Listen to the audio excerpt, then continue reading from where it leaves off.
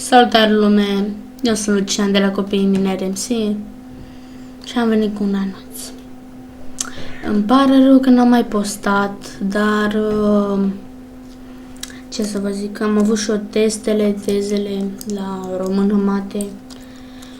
Am avut de învățat o grămadă și n-am mai avut timp de YouTube. Dar nu-i bai! Ok, acum am terminat toate tezele, nu știu dacă voi pica la una, dar mă rog. Ok, ce să vă zic? Așa, caut mineri pentru copii, minieri MC. Ok, vreau să...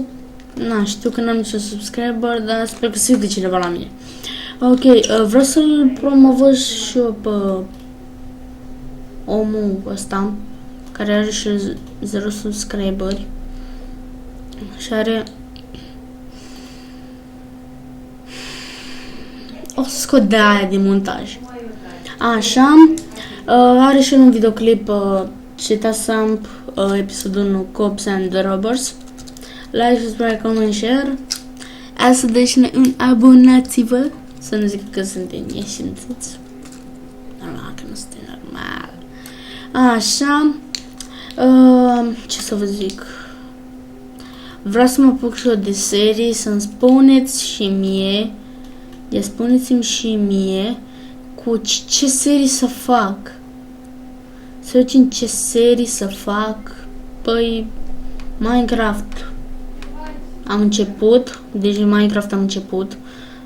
O să fac în următorul videoclip Minecraft. Samp nu o să fac. Deci fără supărare, dar nu o să fac Samp. Sau GTA San Andreas, că e greu și o misiune aia de trebuie să dansezi cu mașina. Mă rog.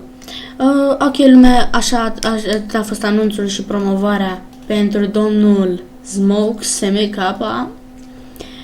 care are și un videoclip GTA San pe episodul 1 Cops and Robbers.